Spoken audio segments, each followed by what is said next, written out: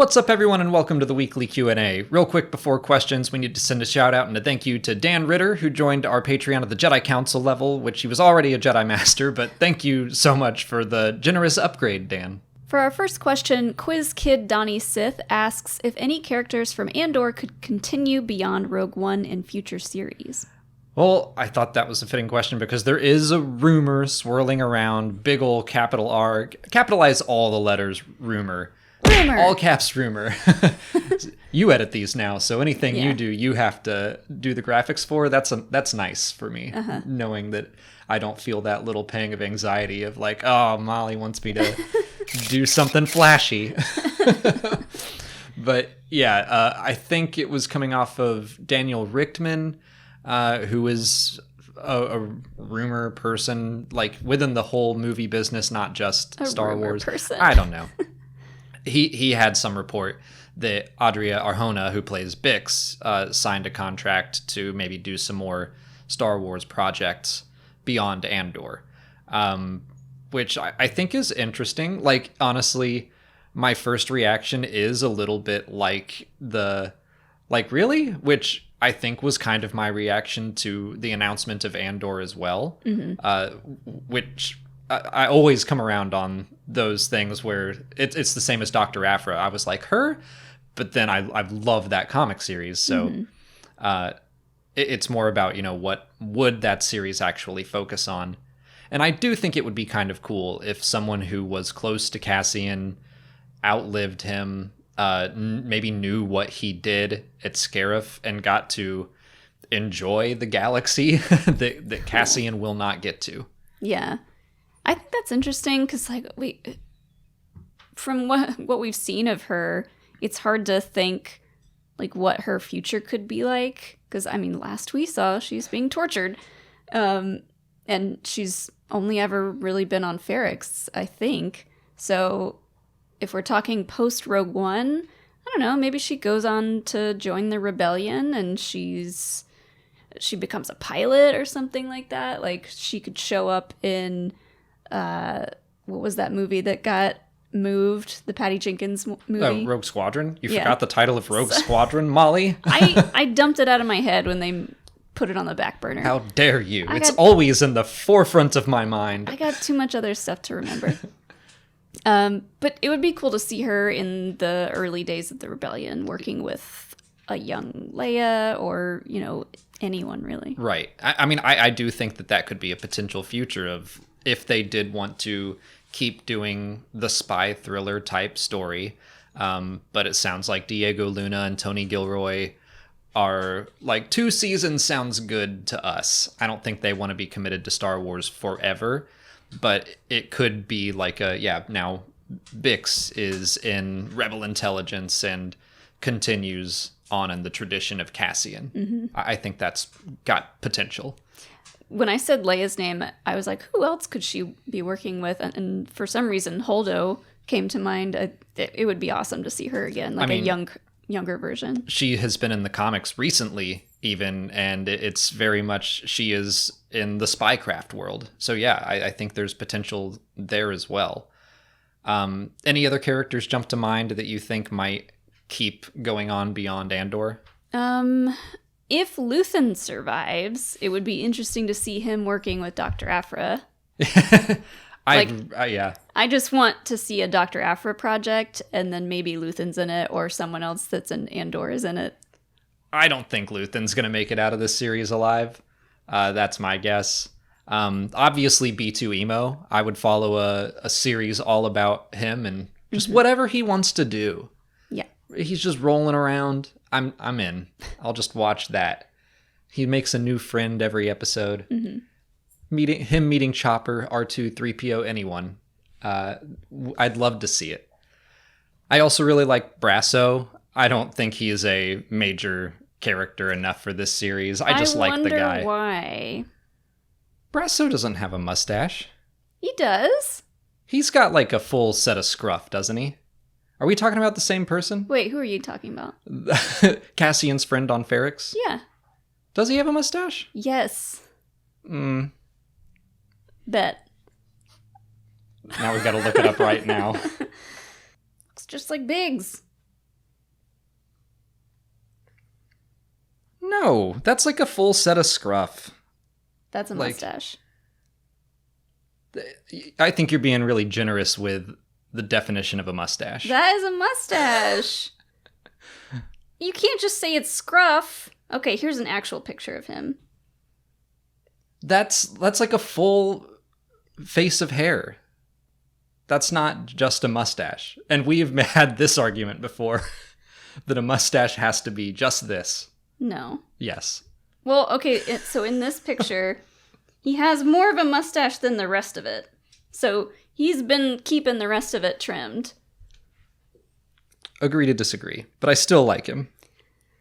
I still like Brasso. All right, moving on. I won that bet. We'll let the fans decide. Well, maybe Brasso meets Biggs, and Biggs teaches him how to really grow a mustache. He's got the high hopes of a mustache. Yeah. He's like, you've got a good start, kid, but let me show you how it's done. Yeah. No, that's a good character. I think there's a lot of potential for people on Ferrix, assuming like the Time Grappler. Oh, yeah. Let's get a series all about the Time Grappler. Adventures of the Time Grappler. I'm in. Um, Vetch. Yeah. I do wonder if just a lot of these characters are going to make it off of Ferrix. I don't have high hopes for like a lot of them making it out, but the ones who do, they might relocate, join the rebellion, or join a cell. Maybe someone swoops in to save the day. oh, I mean, That'd be. I should have already thought about this, but Mon Mothma deserves her own show. I know she's like a big main character in Andor, but we know where she ends up. Right. And there's a lot to explore there. I guess I was removing her from the conversation since we know she lives, but I agree. Even if we didn't get just a Mon Mothma series, but if we just kept on this genre, this format of building the rebellion after Rogue One, kind of like a spiritual successor to the Andor series, I think that has some potential. And assuming we're going to be introduced to some live action Rebels characters, you could tie in some of the timelines from the show Rebels into all of this. Yeah. I had a thought of speculation that like maybe Saw Gerrera could come in. Maybe Luthen has a change of heart and is like, we need to help Ferrix, and maybe he convinces Saw to go help or something. Just wondering how that's all going to go down. But that's weeks into the future. Brandon Velasquez wants to know what our reaction was to Disney buying Star Wars 10 years ago. Yeah, we just passed the 10-year anniversary of the announcement of that deal. That's something that I remember where I was. I don't know if you do. No one's going to like my answer to this. Oh, I mean, I kind of guessed that you might be apathetic. Oh, very. Yeah. I was like, yeah, sure. Disney owns everything at this point, or they might as well. Uh-huh. You weren't into Star Wars the same way that you are now. Right. Like, you enjoyed it, but it wasn't like you were clamoring for more. And I will say, more than just apathetic, I was hopeful, because, like, I thought, oh, if Disney is buying Star Wars, that means we're getting more Star Wars. So, yay for that. Well, yeah, and that did come with the announcement. It was Disney bought Star Wars. They're doing episodes 7 through 9. Yeah. So, we knew that day one. Yeah, I was very excited. I had kind of just thought, no more Star Wars forever. You'll have to tell me, like, if you remember where you were, where in our lifetime was this? What house were we in? We What were job did we were have? about to get married. So you had Oh, I had other things on my mind then. I was completely focused on this new announcement. Or no, we had just gotten married, right? October. Yeah, October 30th. Yeah. Yeah. So, man, that was great. We probably went on our honeymoon and came home, and then I went to work. I do remember I was at work. Okay. And getting that announcement, and then everyone in the room being like, Alex, did you hear? Everyone came up to my desk. I was like, yes, I heard, but I was very enthusiastic with Alex, everyone. did you know? Yeah. Like, even then, they knew who I was. Yeah. But that was 3 2 years before the channel, like before I even had that idea. So yeah, I was just excited that Star Wars movies aren't done. Yeah. I had kind of thought we'd be living off of the books and comics forever. I had not gotten into the Clone Wars yet, because I just didn't grow up with it. It came out while I was in college, and I had kind of a crappy attitude about it. Just like, Star Wars cartoons, no. Which has completely changed now.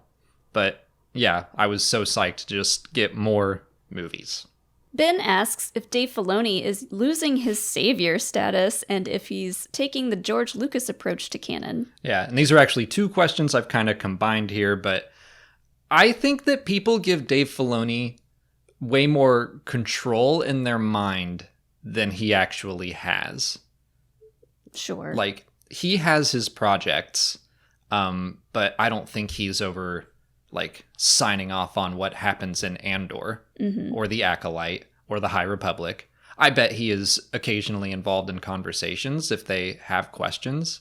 Like, I understand how he got put up on this pedestal where people loved the Clone Wars, and he, like, studied at the feet of George Lucas. Yeah, I think those are the big two things. Like, yes, he was kind of like a protege, so to speak, of George Lucas. Like, they were very close.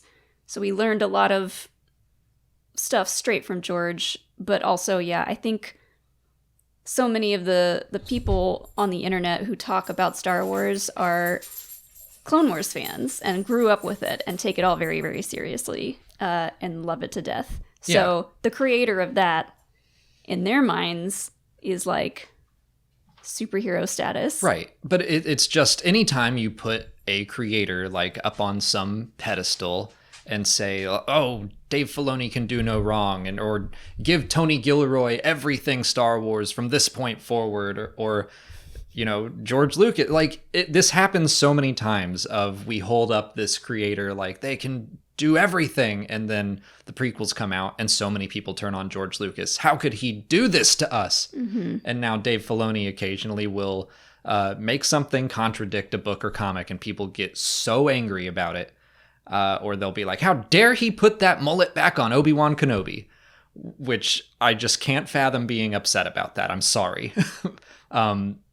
The fast turnaround, the way people turn on people, it happened with Taika Waititi in the latest Thor movie. It just, people start to worship these other creator figures, and then they get so angry when they don't live up to this standard that there's no way they ever could. Yeah, I think the lesson here is to nip it in the bud. Don't put these creators at savior status. Just don't do it, because they will eventually betray you if you do that. And not on purpose. Yeah. Dave Filoni's like, they'll make something, they'll do something, they'll say something that like doesn't vibe with you, and you'll be like, man, I can't believe that. And it'll just like ruin it for you. Don't be that person. So to answer the question, no, I don't think Dave Filoni is losing his savior status, because I never gave that to him. Like, he generally vibes with my taste, especially with the Force. And when he goes really weird with it, I love that stuff.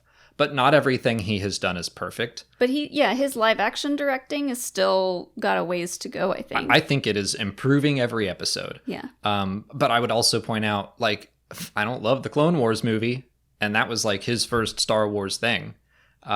What if we all just like gave up on him then? It's like, no, every creator is going to make some stuff you love and some stuff you don't, and just don't let it affect your mood that much. And then to go into, is he doing like the George Lucas approach of canon, where George was like, my movies are canon, the Legends books are not. Like, he's letting people play in the playground, and occasionally he would take stuff from them, but George was like, no, it's my movies and the Clone Wars, and that's what I consider to be canon. He also said canon is for nerds or something like that. Continuity is for wimps. That's what George Lucas said. Like, he never really cared about like the details, as a lot of Star Wars fans do. Yeah. Which you can see in the prequels. And guess what? Dave Filoni learned at the feet of George Lucas. So he's going to care more about the emotional canon than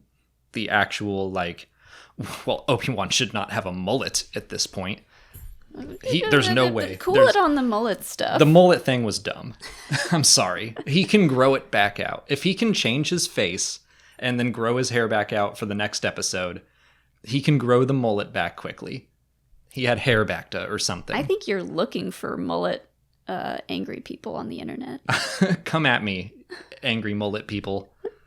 But yeah, no, I don't think Dave Filoni is like putting the idea of continuity in the trash can. I think how do I put this? He created Ahsoka, and I think over time, I think he thinks that things can shift. It's a malleable story. And he's not going to go out of his way to change things, but if he wants to change something, he's going to do it. Yeah. Well, the way I look at it is that if you take a step back and you say, after Order 66, Ahsoka went to an agricultural planet, stayed there for about a year until an Inquisitor found her, she defeated him, and then got Bail Organa to help her relocate the survivors to somewhere else. I just described the short, and I described the book. Like, it is the same story. Setting aside, like, the issues of queer representation, like, that's another issue that is important. But we're just talking about, like, the canon details alone. Like, I don't think anything was retconned. Yeah, and, like, much like Luke, I don't think Ahsoka is going to have a heavily explored sexuality, if that makes sense. Because, yeah, I mean, I think she flirted a little bit with Kaden. Right. Well, in the novel, I think she didn't know what to do. Kind of like Obi-Wan in the book Padawan. Yeah. Someone flirted with him and he was just like, what? I don't know how to respond to this. Yeah. But yeah, it's important from the representation standpoint. Otherwise, the major story beats are there. Right. And to just keep, didn't mean to go down this rabbit hole, but I think the novel. You brought up the mullet. Yeah, well. I think the novel is the true version, at least in my opinion. Actually, I will save this talk because we're going to talk about it later.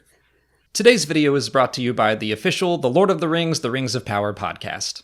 Go deeper into the canals of Numenor, the mines of Khazad Dûm, and more with the official The Lord of the Rings, The Rings of Power podcast. Host Felicia Day and several special guests provide an inside look at the groundbreaking series and what it took to bring Middle-earth to life. Each episode of the official podcast features exclusive interviews with the series showrunners J.D. Payne and Patrick McKay, including the very first full breakdown of the incredible season finale. Felicia also goes behind the scenes with the cast and crew to bring you jaw-dropping stories and Easter eggs you won't want to miss. Watch The Rings of Power on Prime Video and listen to all 8 episodes of the official The Lord of the Rings, The Rings of Power podcast for free on Amazon Music. Download the Amazon Music app now. Mateusz Grabowski wants to know if we ever feel like the books and comics don't matter as much because of the potential retcons. Yeah, okay. So we kind of segued into that. The books still matter.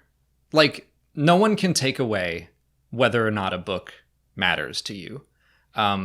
There can definitely be, and I bet someday there will be, some contradiction that I just can't reconcile and that I really don't like. But right now, to talk about the Ahsoka thing, like I said, major story beats are the same. I think that the true version is the novel, because I think the short, we were like, that they have a 15-minute runtime. That is not enough time to adapt a novel. Like, even 2-hour movies can't adapt novels well. So a short was like, let's get these basic story beats and move on. And to me, the novel is like, no, this is the full version if you want to experience it. I don't think the short negates the novel at all. Yeah. And I definitely don't think that the books and comics should be thought less of because of potential retcons in the future. We've talked about this before of the funnel. We've got live action movies, live action TV shows are like up here where the biggest amount of audience will see them. So they're going to take precedence, and then the smaller you go, books, comics, whatever, it's more like it's more susceptible to being tweaked. Yeah. If it is revisited in the future. And the thing, this is the first time I think that I have gone backwards in the funnel. Usually I will say like, okay, yeah, these are like in broad strokes, they line up, but the Bad Batch is probably more how Kanan's story went down than we saw it in the comic. But now, when I see the short, I'm like, this didn't provide more details. It took details away. Mm-hmm. So to me, I'm like, okay, this event happened, but I'm going to treat in my mind that the novel is how it really fully happened.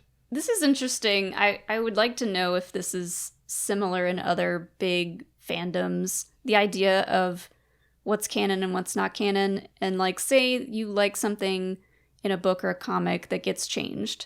You can still like it. But I wonder if there's something like in people's brains where if someone says, well, your version's not canon anymore, and that just like sets off a red alarm in their heads, like, and makes people angry. Because I understand the anger, but I'm also like, but your preferred version still exists, and you can still like it and pretend that that's the canon, but I don't know. Yeah. I mean, that's just, I don't interpret it that way of like, okay, there's a different story, slightly different story. That does not knock this one away as if it never happened. Mm-hmm. I guess now I'm thinking just the more detailed version is what I'm going to go with in the future. But thinking about like making the canon timeline video, when I get to the Ahsoka novel again, don't think anything's going to change about how I describe those events. I just don't. Because, Dave Filoni said it's the same story. Mm-hmm. So we're going to use the one that came first. Yeah, and the one that has more detail, and the one that is like, yeah, here are all of the people that she met in this village. And yeah, like Kaden and her sister are there. And that's, again, a whole other issue that I don't know why they weren't just in the short. But that's something else that we can talk about and have talked about in a live stream about a week ago if you want to see all that. I will point out, first, two things. To bring up the mullet again, I'm not saying if the mullet bugged you, that was wrong. Like, but I saw people that got angry at like creators online about Obi-Wan's hair. That I was like, you're crossing a line over hair. And I just, as long as I saw plenty of people in good faith having fun with the issue, that's fine. I think that's also just an internet thing. Like, it's hard to tell people's true emotions over text. So, like, yeah, even if someone types something out on Twitter that's in all caps, I'd like to think that they're not ruminating day after day. Oh, that mullet. Yeah. Oh, I'm so mad about that mullet. Like, they just made a tweet and it sounded angry, looked angry, but hopefully they're not actually that angry about it. I saw some threads that suggested not that. And that's what, like, really just a week ago kind of set me off, where I was like, none of this matters. And why are people so mad about the hair? He could have grown it back out. It's possible. I don't want to get off on the mullet again. But oh, speaking of hair, I saw Matt Martin bring up the fact that in episode 1, Anakin magically sprouted a Padawan braid. Yeah. At the end of the movie. What about that? Drama. Exactly. It just happens. It's not that important. But I do want to point out that it can be more frustrating when you feel like, yeah, I'm putting in this time and effort. People who read the books and comics are very invested in Star Wars. Like, you are devoting more time than just an hour a week to watch Andor. Reading a book, reading a comic, that takes a lot of time. Mm-hmm. And then, yeah, if you feel like it's being negated, I understand the frustration. But don't let it control your life. Right. And I'm trying to say that I also, in those moments when the Bad Batch thing happened, And I was like, but I love the Kanan comic. And I was like, I kind of went through the 5 stages of grief real fast. And I was like, okay, main story beats are still there. Basically, just now we know the Bad Batch was there as well. And we love the Bad Batch, yeah. so... It's like, this stuff is going to keep happening. Mm-hmm. It is. And if you get really, really worked up about every single issue, you're going to be really, really worked up a lot. On to YouTube questions. Matthew Kelly wants to know if Grease met Yaddle before she died. So I had to go back and find some of the dialogue on YouTube, but there's a joke of Grease talking about, like, do you think there are any Jedi out there in hiding? And he said he grew up and he heard stories about this little green Jedi. And Sears like, Yoda? And he's like, no, Yaddle. And basically Grease, like, really, he's a Yaddle fanboy. Well, growing up, we heard tales of a green, pointy-eared, legendary Jedi Master, and... Are you talking about Master Yoda? Yes, he is very legendary. Wait, what? Who? No, I'm talking about Master Yaddle. The Jedi High Council member? Yeah, we all have our dreams, okay? Let me have mine. But there was nothing in there that suggested he ever met her. So I think he just heard stories about her and was intrigued. So no, I don't think Grease ever got the chance to meet Yaddle, unfortunately. Now I'm sad about that. Because I don't think I knew about this. But no, I also don't think he would have met her. But I love the idea that he had just this fairy godmother idea of Yaddle, just like putting her up on a pedestal. Like, one day, maybe. That's why he was salting his food so much. He just wasn't paying attention to the conversation. He was daydreaming about Yaddle. Just what's she up to? What's she doing right now? Jocasta Didn't Know asks, which planet is the scariest planet in Star Wars? This is kind of a Halloween question. We didn't really get to do a video on Halloween, so just kind of surrounding it with some Halloweenish stuff. Halloweenish? Yeah. I like that word. Thank you. The first, okay, so I thought of 2 planets. Mustafar, obviously, because it's a lava planet, and there are things called lava fleas, which sound gross. And then I can never remember the name of the planet with the acid rain. Oh, from A Test of Courage? Yeah. Yeah. From one of the first young reader novels of the High Republic, A Test of Courage.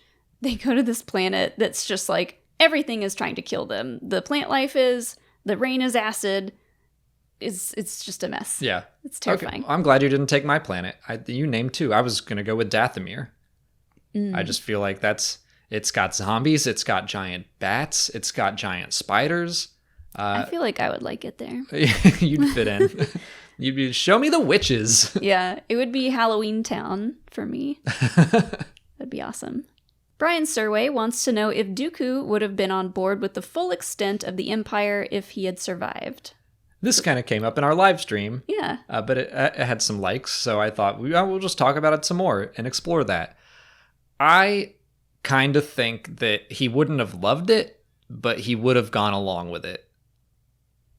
Yeah. I'm kind of undecided on this. I want to think that he would have gotten out. But yeah, I think he could have maybe been talked into it or felt like hopeless otherwise. I think that my answer may have been different before watching Tales of the Jedi, but knowing what happened with Yaddle, I'm like, if you can be convinced to turn on your family like that and to kill Yaddle, if Sidious can convince you to do that, I think he can convince you to stay with the Empire. I mean, Dooku does so many evil things. He is responsible for a lot of evil in the Clone Wars, even if he thinks it's for noble reasons. It was at one point, and now it's not. And I think he would have been probably just about wanting more power by the time the Empire came around. I don't think Palpatine would have let him survive. Probably not. Between Palpatine and Vader, Palpatine would have had Vader kill Dooku at some point. Maybe let's just pretend Dooku kills Anakin on the invisible hand. Then I think Sidious would have been like, all right, he's the stronger Force user, and I'm going to stick with the more powerful apprentice. You don't think he would try to find someone else? I'm sure he 'Cause would. He can't manipulate Dooku like he could Anakin. I don't think he needed to, though. Like, Dooku was already a Sith at that point. Like, I think Dooku would have bought into the lie that, like, okay, we're now able to get rid of the Republic, and we will form this empire, and it will be safe and secure because we have all the power. We can control it, and we'll make sure there's no corruption. I think Dooku would have been like, that makes sense. Yeah, I guess so. There's too many things about Anakin specifically that allowed Palpatine to mold him and shape him into exactly what he needed. And then Dooku, I feel like Palpatine might think that he would at some point want to lead. Oh, he for sure would. I mean, that's just the Sith. Yeah. Like, Dooku, even in Attack of the Clones, is like, Obi-Wan, join me, and we can destroy the Sith. Mm-hmm. We can kill the Sith Lord that is in the Senate. So yeah, I think eventually Palpatine would have him. Yeah. I mean, if you look at Palpatine and Vader, he is always on the lookout for the next best thing. Like, that's just Palpatine's story. Yeah. He always wants someone to replace who he currently has. So I don't think Dooku would have survived to the Battle of Endor. Do you think he ever saw any Ewoks, though? Oh, I hope so. Maybe they would have brought him back to the light. Over his lifetime? I hope so. Aries Storm asks if Finn will ever adopt the name Skywalker, or will future Jedi use it as a title? I don't think so. I don't think so to either of those scenarios. No, I don't think so either. I see why Rey did it, and there's a whole story behind that, and you can hear Joseph Scrimshaw explain it to you way better than we could. But I think Finn is his own person. He doesn't need to adopt the Skywalker name. No Jedi needs to. Skywalker as a title, I don't think is going to happen because of just logistics going forward.